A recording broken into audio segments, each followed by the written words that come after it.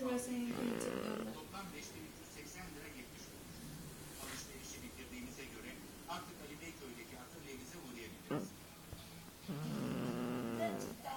Meydancı ailesi